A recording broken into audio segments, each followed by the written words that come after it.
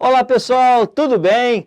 Estamos aqui Enem Power, preparando você para o Enem. Olha só, na aula de hoje eu vou te apresentar a importância do nitrogênio na nossa vida e também de todos os seres vivos. Após a vinheta, nós vamos descobrir a importância, beleza? Fique aqui comigo no canal Dascalos.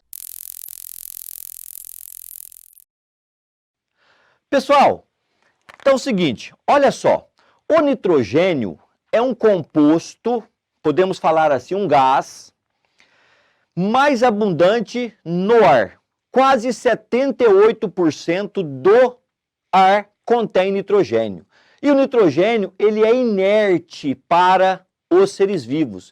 O que quer dizer isso, professor Dedé? O nitrogênio, da mesma maneira que ele entra, ele sai. Então, nós não vamos utilizar o nitrogênio, esse nitrogênio gasoso, para a síntese de compostos nitrogenados.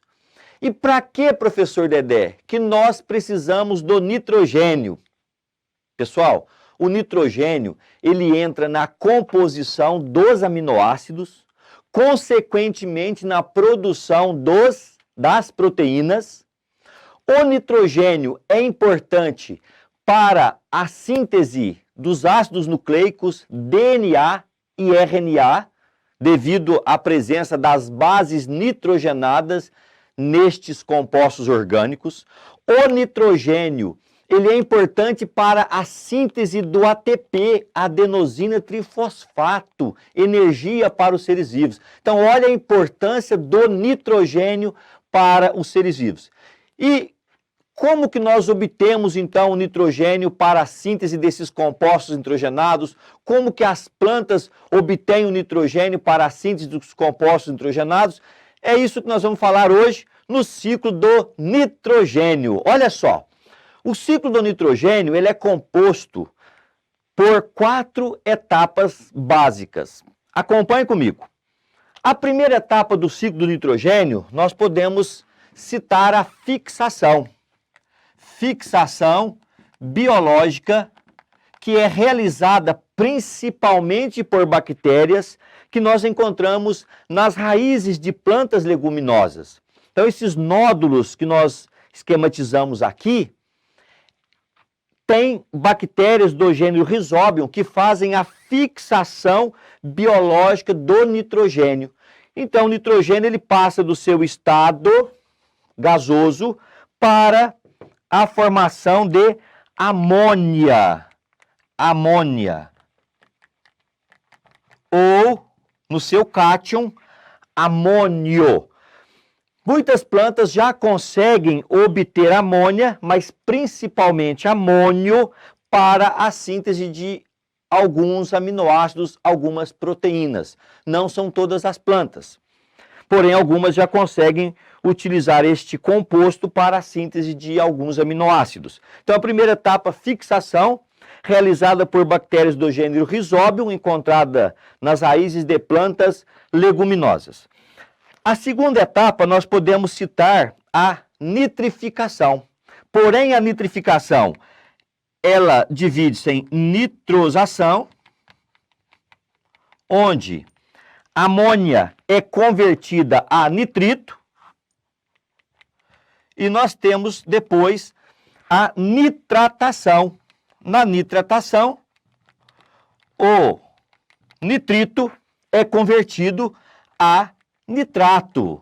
E aí chegamos na principal forma de utilização pelas plantas do nitrogênio, que é a absorção do nitrato. Nitrato este que está presente também em adubos químicos, nitrato este que pode contaminar o ambiente aquático e em excesso levar à eutrofização. Então a interferência humana no ciclo do nitrogênio é muito importante fazermos esta relação. Então, aqui está a principal forma pelas quais as plantas obtêm nitrogênio para a síntese dos compostos nitrogenados. E como que nós obtemos nitrogênio? Através da alimentação, ou diretamente do produtor, ou de outros consumidores, através da alimentação.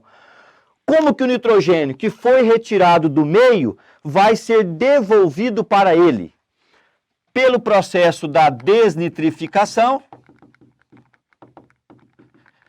e também pelo processo da decomposição, onde o organismo, quando ele morre, as bactérias e os fungos realizam a transformação da matéria orgânica em matéria inorgânica. E esse processo também pode ser chamado de amonificação. E aí nós fechamos o ciclo do nitrogênio. Então, olha só, o ciclo do nitrogênio, ele é dividido em fixação, nitrificação, que divide-se em nitrosação e nitratação, a desnitrificação e a decomposição. E todas as etapas do ciclo do nitrogênio dependem de bactérias. E merece destaque aí as bactérias do gênero Rhizóbio. Pessoal, enquanto eu vou trocar o quadro para falar sobre o ciclo do carbono, permaneça comigo, já já eu volto. Pessoal, estamos de volta. Falei que era rapidinho, revapt-vupt. Tá aqui o professor Dedé, aqui do Grupo Dasclos, agora falando sobre ciclo do carbono. Pessoal, olha só, ciclos biogeoquímicos é muito importante porque todo ano aparece ciclos biogeoquímicos no Enem. Ora é ciclo da água, ora é ciclo do carbono, ora é ciclo do nitrogênio. Muito bem, os principais ciclos que aparecem no Enem. Beleza? Então, ó, dê um print aí na tela. 1, 2, 3. Isso aí, estamos falando desse ciclo muito importante e vamos fazer uma relação do ciclo do carbono com o efeito estufa. Beleza? Então vamos lá, acompanhe comigo. A primeira etapa do ciclo do carbono que nós vamos descrever é a retirada do carbono como gás carbônico do meio ambiente. Ó, vale ressaltar que a principal forma como o carbono é encontrado no meio ambiente é como gás carbônico. E esse gás carbônico, ele é retirado pelo processo da fotossíntese. Então, ó, fotossíntese. Coloca aí no seu esqueminha. Fotossíntese realizada por plantas, realizada pelas algas e também por algumas bactérias. Então, veja, o carbono foi retirado do meio como gás carbônico e entrou na fixação da molécula de glicose. Então, o carbono agora está fixado na molécula de glicose, um importante composto orgânico energético para as células. Como que o carbono vai ser devolvido para o meio? Toda vez que uma planta respira, pelo processo da respiração celular, o carbono é devolvido para o meio na forma de gás carbônico. Então, veja, ele é sequestrado, retirado do meio pelo processo fotossintético e devolvido pelo processo da respiração. Dois importantes processos metabólicos. Muito bem, como que os animais, os consumidores, vão obter carbono para a síntese de compostos orgânicos, como carboidratos, proteínas, lipídios, ácidos nucleicos, que todos esses compostos orgânicos apresentam carbono na sua estrutura, na sua composição. Como? Como que esta ave, essa galinha amarelinha, vai obter carbono? Por meio da alimentação. Então, quando este animal alimenta, por meio do alimento, ele obtém carbono para a formação de compostos orgânicos nitrogenados. Da mesma maneira, esse carbono vai passar para este consumidor, por meio da alimentação, por meio do alimento. Muito bem, muito bem. Como que este organismo vai devolver o carbono para o meio, já que nós estamos falando em ciclos biogeoquímicos? Por meio da respiração. Então, veja, esta ave, toda vez que ela respira, este organismo, toda vez que ele respira, ele devolve o carbono para o meio na forma de gás carbônico. Tudo bem, pessoal? Então, estamos seguindo o ciclo. Tem carbono aqui que não foi utilizado aqui? Tem. Tem carbono aqui que não foi utilizado aqui? Tem. Quando um vegetal morre, com a morte do vegetal, com a morte dos consumidores, dos heterótrofos, formam-se os chamados detritos orgânicos. Na aula 2, lá no Enem Power, se você ainda não assistiu, vá lá, inscreva-se lá no canal, aqui no canal, e lá você vai ter na aula 2 o conceito de cadeias alimentares. E lá a gente fala, lá eu, professor Dedé, falei que os decompositores, representados pelas bactérias e pelos fungos, são organismos chamados de detritívoros.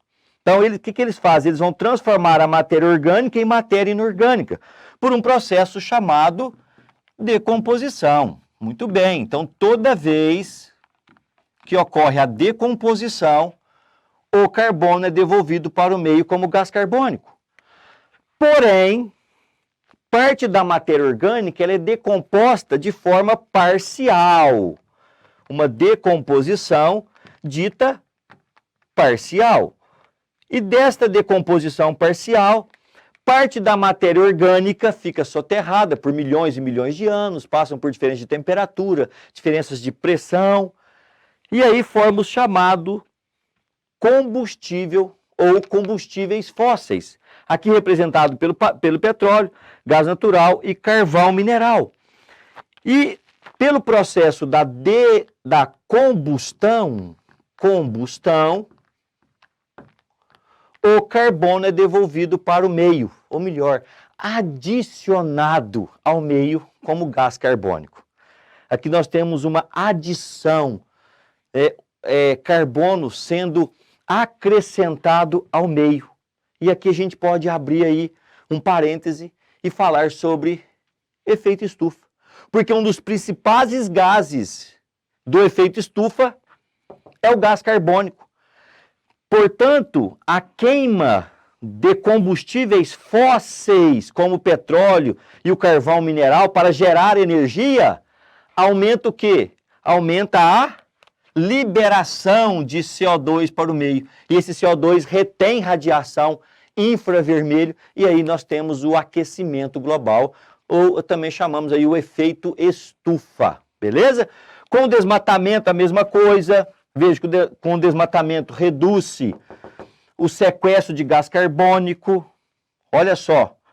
Então, nós temos aí algumas ações, interferências humanas, que acabam comprometendo o meio ambiente, aumentando a concentração de gás carbônico e, consequentemente, o efeito estufa.